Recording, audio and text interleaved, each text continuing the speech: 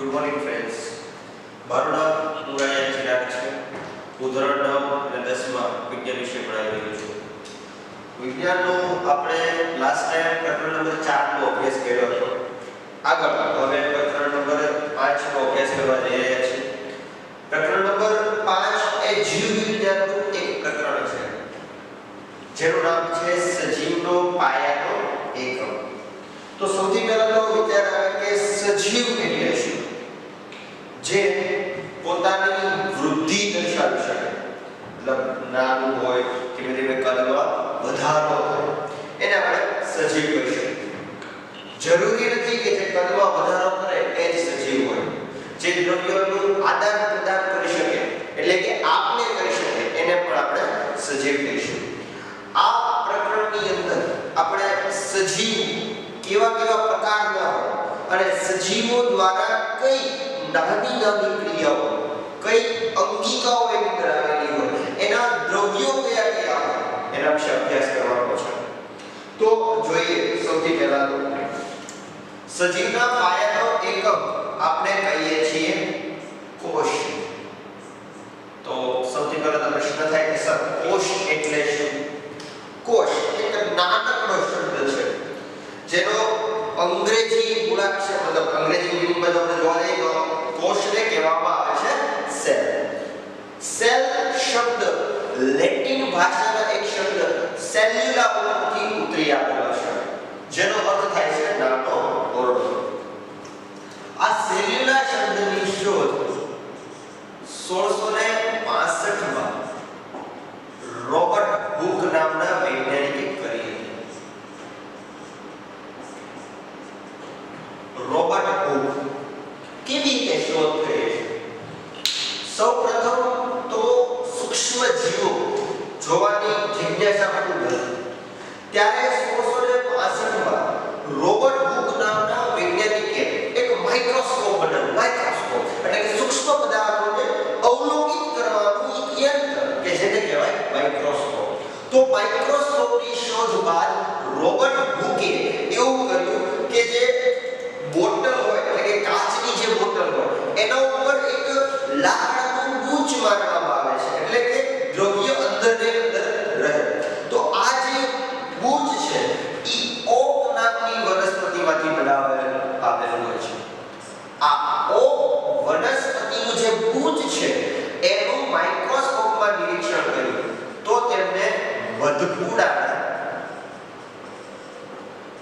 ખાનાઓ જેવી રીતના જોવા મળ્યા. મધપૂડાના ખાનાઓ તમે જોયું છે, મધપૂડાના ખાનાઓ પાસે પાસે ચટકોણ આકારના ગોઠવાયેલા, તો બસ એવું જ એને કંઈક જોવા મળ્યું.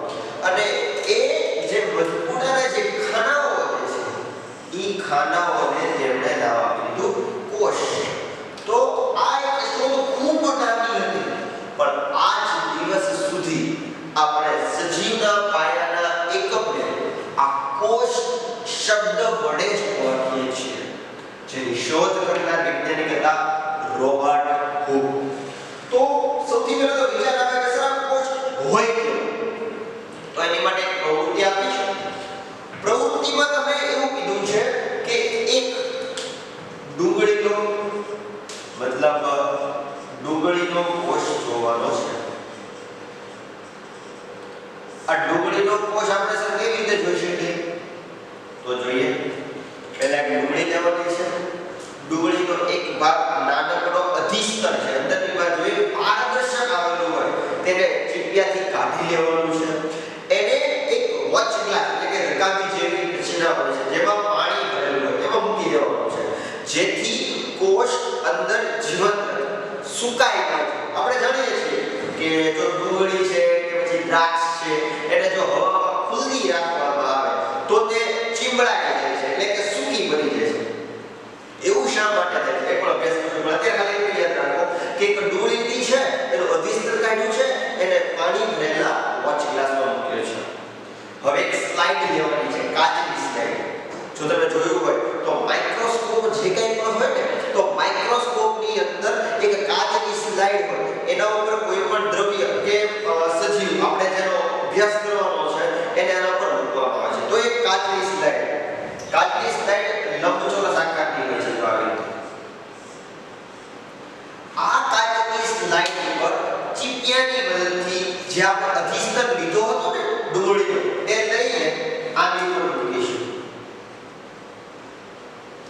હવે આપણે જાણીએ છીએ કે ડુંગળીનો અધિસ્તર તો પારદર્શક છે. હવે પારદર્શક તમે જોજો કાચ તમે સીધો આડો રાખો તમને આરપાર દેખાશે. કાચની અંદર શું છે જે દેખાશે નહીં. તો આ જે મુશ્કેલી છે એ નિવારવા માટે એક દ્રવ્ય ઉમેરવામાં આવે છે જેનું નામ છે અભિરંજક. આ અભિરંજક તરીકે શેનો ઉપયોગ કરી શકાય? આયોડિનનો ઉપયોગ કરી શકાય, સેફ્રેનનો ઉપયોગ કરી શકાય, મિથિલિન બ્લૂનો ઉપયોગ કરી શકાય. તો કોઈ પણ એક અભિરંજક આના ઉપર એક બે ડ્રોપ દો જેથી એનો રંગ થોડો બતાશે. મિથિલિન બ્લુ નું તો ભૂરા રંગનો દેખાશે. હવે આના ઉપર એક કવર સ્લિપ ઢાંકવાની છે. સર કવર સ્લિપ કેવી હોય? એક આવી ચોરસ રચના હોય છે, કાચની જ હોય, પારદર્શક, જેને કહેવાય કવર સ્લિપ. તો આ કવર સ્લિપ ઢાંકવાની છે. હવે આ કવર સ્લિપ ઢાંકવાથી થાય છે પહેલા તો જે કોષ છે ઈ એનું સ્થાન બદલી લેશે પહેલી વાર. બીજું, અંદર કોઈ દ્રવ્યો બહારથી નહીં આવે કે અંદરથી બહાર જઈ શકે નહીં. આજે આપણે કવર સ્લિપ ઢાંકીશું. હવે કવર સ્લિપને ઢાંકતા સમયે એક ખાસ ધ્યાન રાખવાનું છે કે તમારે સોયનો ઉપયોગ કરવાનો છે કે સોયથી એક બે વખત આના ઉપર એવી રીતે મારવાનું છે કે અંદરની બાજુએ એક પણ પરપોટો ન રહે. કારણ કે આપણે જનરલ મિથિલિન બ્લુમાંથી અભિરંજક નાખ્યું છે અને જો કવર સ્લિપ આપણું મૂકી દેવામાં આવે તો અંદર કદાચ પરપોટો રહી શકે અને વક્રીભવનના કારણે આપણે ડુંગળીનો કોષ જોવો છે એ જોઈ શકીએ નહીં. હવે આ સ્લાઇડને માઇક્રોસ્કોપમાં મૂકી દેવાની. હવે માઇક્રોસ્કોપ છે ને તમે રચના ઉદાહરણ છે તો બતાવીશ. તો આ માઇક્રોસ્કોપની અંદર જુદી જુદી ક્ષમતાઓ વાળા લેન્સ આવેલા હોય. એટલે કે ઉદાહરણ તરીકે આ તમને બોર્ડ દેખાઈ રહ્યું છે. હવે જો તમે 2x કરો એટલે આનું બમણું કટ થશે. 3x કરીશ તો 3 ગણું મોટું થશે. એવી રીતે ઓછામાં ઓછી ક્ષમતા એની 10x છે. પહેલા 10x માં જુઓ અને પછી 45x માં. આ બહુ ઓછામાં ઓછી ક્ષમતાઓ છે કે કોઈ પણ દ્રવ્ય છે એનું 45 ગણું મોટું પ્રતિબિંબ જોવું હોય તો 45x માં રાખો. 10 ગણું જોવું તો 10x માં રાખો. હવે જ્યારે રોબર્ટ હુક આવું જોઈ રહ્યા હતા ત્યારે બધું પૂરા દેખાતા. પણ આપણે તો ડુંગળીનો કોષ જોવાનો છે તો ડુંગળીનો કોષ હોય તો હું તમને આકૃતિ દ્વારા દર્શાવું છું. ખાસ ધ્યાન રાખજો. તો આ છે ડુંગળીનો કોષ જે આપણને માઇક્રોસ્કોપમાં દેખાશે. તમે જોઈ શકો છો કે કોષ કોઈ એક નિશ્ચિત આકારની રચના છે. કારણ કે આ એક ડુંગળીનો કોષ છે અને ડુંગળી એક વનસ્પતિ છે અને વનસ્પતિમાં કોષ દિવાલ આવેલી હોય છે જેના કારણે એનો આકાર જે છે એ નિશ્ચિત હોય છે. જેની અંદર એક ટપકા જેવી રચના તમે જોઈ શકો છો. આ ટપકા જેવી રચનાને કહેવામાં આવે છે કોષ કેન્દ્ર. એની આજુબાજુ નાનકડું દ્રવ્ય જોવો છો જેને કહેવામાં આવે છે કોષ રસ. અને એક વચ્ચે મોટું કંઈક કદનું જોવા મળે છે જેને કહેવામાં આવે છે રસધાની. તો જ્યારે આપણે ડુંગળીના કોષનું નિરીક્ષણ કરીએ તો આપણને કંઈક આવી રચનાઓ જોવા મળે છે જેને આપણે નામ નિર્દેશન દ્વારા દર્શાવીએ છીએ કે આ બધું શું છે. આ જે કંઈ પણ તમે નામ નિર્દેશન કરી રહ્યા છો તે કોષના અંગો છે, જે ઘટકો છે. જેમ આપણે છીએ તો આપણા મુખ્ય ઘટકો કયા કયા? હાથ, પગ, કાન, નાક, ગળું. તો આ બધા જ આપણા મુખ્ય ઘટકો છે. એવી જ રીતે કોઈ પણ કોષ હોય તો કોષના આ બધા દ્રવ્યો એના મુખ્ય ઘટકો છે.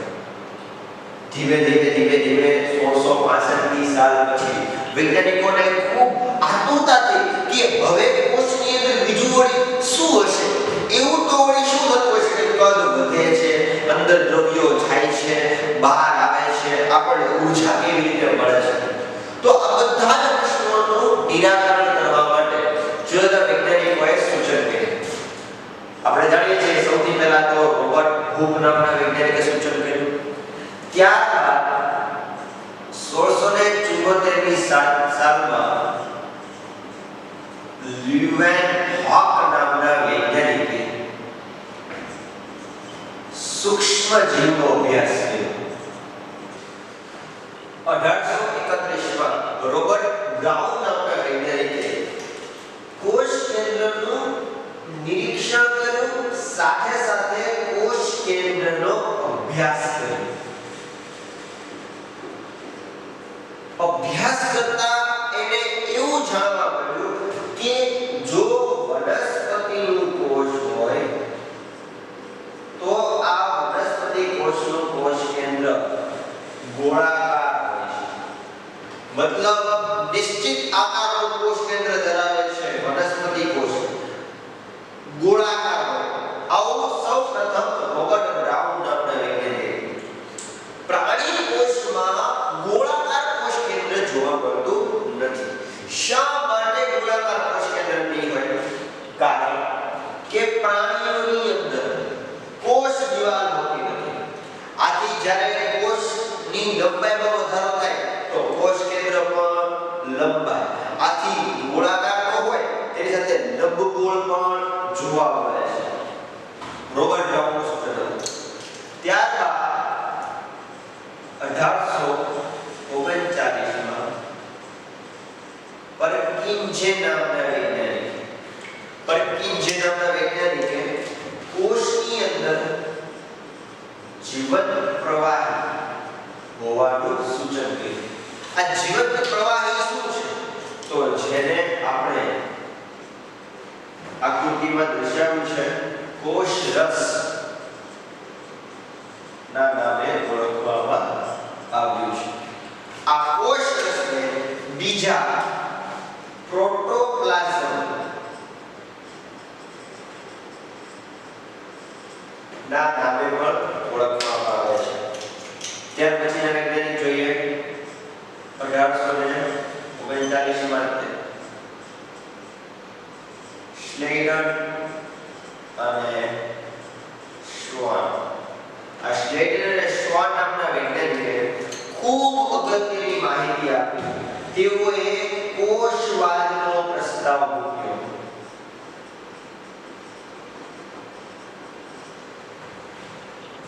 કોષવાદ શું છે? આ કોષવાદ એટલે એવું કે કોષ કેવી રીતે સર્જન પામે, કોષની અંદર કયા કયા ઘટકો હોય, કોષના વિશે આપણે માહિતી મેળવવી જરૂરી છે.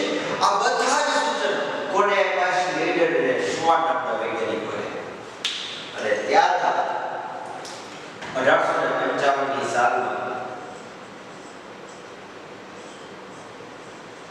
વિર્શોવ નામના વૈજ્ઞાનિકે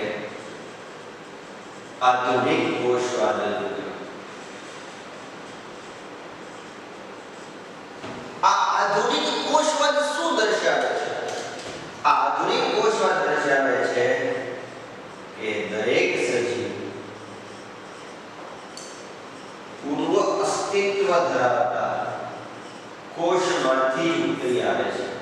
મતલબ દરેક સજીવનો કોષ, ઉદાહરણ તરીકે આપણે માનીએ છીએ કે મનુષ્ય ખૂબ વિકસિત છે, આદિમાનવ અલ્પ વિકસિત છે, બીજા બધા પ્રાણીઓ અલ્પ વિકસિત છે અથવા તો વિકસિત નથી એવું કહીએ છીએ.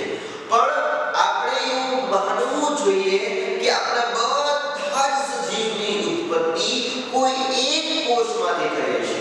આ વાતની રચના જે છે, મતલબ માહિતી જે છે એ વિર્શોવ નામના વૈજ્ઞાનિકોએ આપી.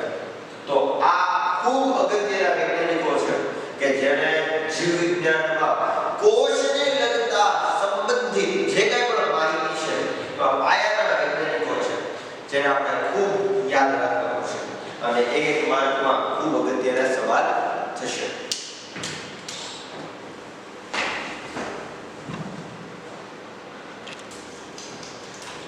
સજીવોના પ્રકાર.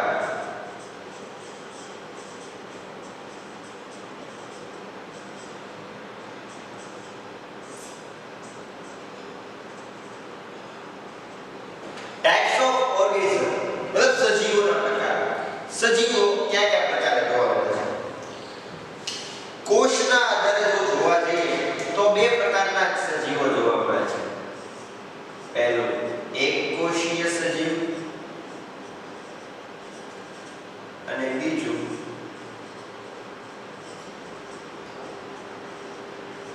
બહુકોષીય સજીવ.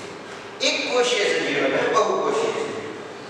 એક કોષીય નામ પરથી ખબર પડે કે જે સજીવ એક જ કોષનો બનેલો હોય, મતલબ આખા સજીવની રચના એક જ કોષ દ્વારા થતી હોય, તો એને આપણે એક કોષીય સજીવ કહીશું. પણ જે સજીવ એક કરતા ઘણા બધા કોષનો બનેલો હોય, જેને આપણે બહુકોષીય સજીવ કહીશું. એક કોષીય સજીવના ઉદાહરણમાં જોવાનું તો આવશે અમીબા, પેરામીશિયમ,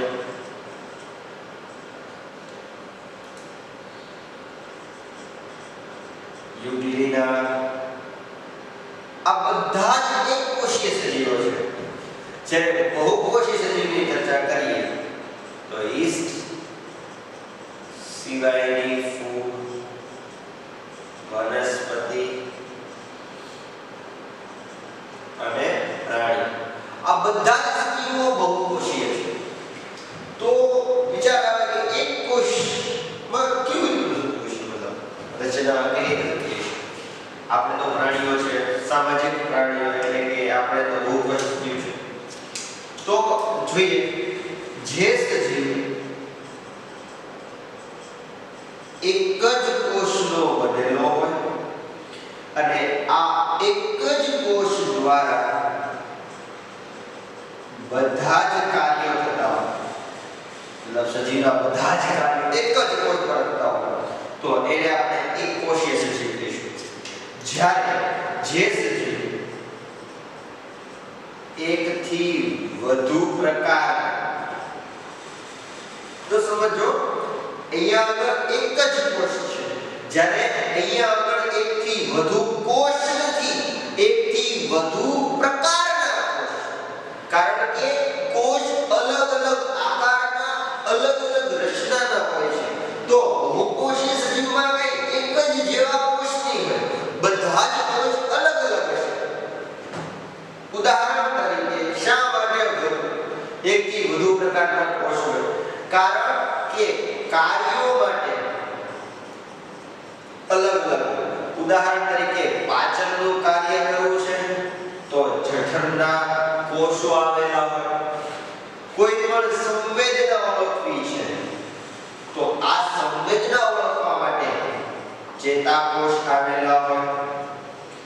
કોઈ પણ દ્રવ્યોનું વહન કરવાનું છે તો મનુષ્યમાં, એટલે કે પ્રાણીઓમાં રક્તકણ આવેલા હોય, મનુષ્યની અંદર રક્તકણ આવેલા હોય. તો અલગ અલગ કાર્ય કરવા માટે અલગ અલગ પ્રકારના કોષ આવેલા હોય, તો એને આપણે બહુકોષીય સજીવ કહીશું. જ્યારે આ જે છે એક જ કોષનો બનેલો હોય, બધા જ કાર્ય એક જ કોષ દ્વારા થાય. તો આ જે એક કોષીય સજીવ છે એનું સર્જન કેવી રીતે થતું હશે? તો આ એક કોષીય સજીવનું સર્જન એક કોષના વિભાજન દ્વારા થાય. એટલે કે આ ઉદાહરણ તરીકે આ એક કોષ છે, તો આ કોષ બે નાના કોષમાં વિભાજિત થાય. તો આવી રીતે નવા સજીવો જન્મ લે છે. એક કોષીય સજીવોની ચર્ચા કરીએ છીએ.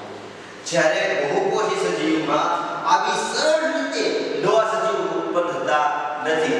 હા, પણ બહુ ચોક્કસ વાત છે કે બહુકોષીય સજીવો પણ એક જ કોષમાંથી બનેલા હોય છે. ઇન્ટરેસ્ટિંગ વાત છે ને કે ભલે આપણે બહુકોષીય સજીવો છે, પણ આ બહુકોષીય સજીવ મતલબ બધા જ કોષ એક નાનકડા કોષમાંથી સર્જન પામેલા છે. પણ આ કોષ એવી ક્ષમતાવાળો હોવો જોઈએ કે જે બધા દ્રવ્યોનું નિર્માણ કરી શકે. એટલે કે આમાંથી જઠર માટેના કોષો પણ બનવા જોઈએ, આમાંથી ચેતાકોષો પણ બનવા જોઈએ, આમાંથી રક્તકણ પણ બનવા જોઈએ. તો આ એક કોષ અલગ અલગ ક્ષમતાઓવાળો હોવો જોઈએ. તો આ છે એક કોષીય અને બહુકોષીય. હવે કાર્યની વહેંચણી જોઈએ તો બંને અલગ અલગ કાર્યો કરે છે. ઉદાહરણ તરીકે એક કોષીય સજીવ છે તો એક જ કોષના બનેલા હોવાથી કાર્યો જે છે, ઉદાહરણ તરીકે પાચન કરવાનું કાર્ય એક જ અંતરિકા કરે, દ્રવ્યોનું વહન કરવાનું કાર્ય તો કોષરસ પટલ કરે. તો આ બધા જ કાર્યો આવી રીતે થાય. તો આ ડિફરન્ટ છે એક કોષી સજીવો અને બહુકોષી સજીવો. ખૂબ અગત્યનો સવાલ આજે આપણો જો કહી શકાય તો શા માટે વૈજ્ઞાનિક કારણ છે શા માટે સજીવના પાયાનો એકમ કોષ કીધો. આ વૈજ્ઞાનિક કારણ તમને પૂછાઈ શકે. ખૂબ અગત્યનું વૈજ્ઞાનિક કારણ છે. સજીવના પાયાનો એકમ કોષ જ શા માટે? તો એને આપણે બે બાબતમાં કહીશું કારણ કે સજીવ બે પ્રકારના છે કોષના સંદર્ભમાં. એક કોષીય સજીવ છે તો આ એક કોષીય સજીવની બધી જ સંરચનાઓ એક જ કોષ દ્વારા થાય અને કોષ નહીં હોય તો સજીવ અસ્તિત્વ નહીં ધરાવે. આથી આ એક કોષીય સજીવનો પાયાનો એકમ કોષ છે. ચલો એ તો સમજાય. પણ બહુકોષી સજીવમાં એક કરતા વધારે કોષ હોય તો કેમ પાયાનો એકમ બહુકોષી સજીવમાં પણ કોષ જ છે? કારણ કે સજીવમાં પાચનની ક્રિયા, સંવેદનાના વહનની ક્રિયા, પછી કોઈ પણ દ્રવ્યોના વહનની ક્રિયા, શ્વસનની ક્રિયા, આ બધી જ ક્રિયા બહુકોષી સજીવમાં થાય છે. અલગ અલગ પ્રકારના કોષોમાં પણ થાય છે જેને આપણે પેશીઓ કહીએ છીએ. તો અહીંયા આગળ બહુકોષીય સજીવની અંદર એ પણ દરેક કાર્ય કોષીય સ્તરે થાય. મતલબ ઉદાહરણ તરીકે દ્રવ્યનું વહન કરવું છે તો દ્રવ્યનું વહન પણ રક્તકણ નામના કોષ દ્વારા જ થાય છે. સંવેદનાનું વહન કરવું છે તો ચેતાકોષ દ્વારા જ થાય. મતલબ બહુકોષી સજીવમાં ભલે એક કરતા વધારે પ્રકારના કે એક કરતા વધુ કોષો આવેલા હોય પણ દ્રવ્યોનું જોડે વહન કરવાનું છે કે કોઈ પણ એક ક્રિયા કરવાની છે. આ ક્રિયા એક કોષ દ્વારા મતલબ એક નાનકડા કોષીય સ્તરે થાય છે. આથી આપણે સજીવના પાયાનો એકમ આપણે કોષ કહીશું. તો આ રીતે એક કોષીય અને બહુકોષીય સજીવમાં પણ પાયાનો એકમ આપણે કોષ કહીશું. હવે જેમ જેમ પ્રકરણ આગળ જશે એમ આપણે કોષ વિશે માહિતી મેળવતા જઈશું. કોષની અંદર મુખ્ય અંગો અને અંગિકાઓનો અભ્યાસ કરવાનો છે. કયા કયા મુખ્ય અંગો કોષમાં આવેલા છે? કોષમાં પહેલો મુખ્ય અંગ આવેલું હોય છે કોષરસ સ્તર જેને આપણે એના દાળ કહીએ છીએ એટલે કે પહેરેદાર કહીએ છીએ કોષ માટે. બીજું આવેલું હોય છે કોષ દિવાલ. આપણે કે ઓરડામાં દિવાલ આવેલી હોય એમ એવી કોષ દિવાલ છે. ત્રીજું જે છે કોષ કેન્દ્ર છે, બધું સંચાલન કરે છે. અને ચોથું જે છે જે પરકીય જેનું નામ છે કોષ રસ અથવા જીવ રસ. આપણે ચાર મુખ્ય અંગો સમજવાના છે કોષ માટે. હવે અંગિકાની વાત કરીએ તો કોષની અંદર કેટલી અંગિકાઓ આવેલી છે? પહેલું અંતઃ કોષ રસ ઝાવ,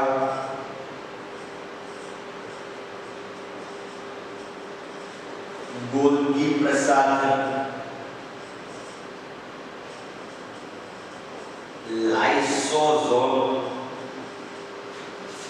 આ બધી અંગિકાઓ છે. ચોથું કણાભસૂત્ર, રંજક દ્રવ્યકણ,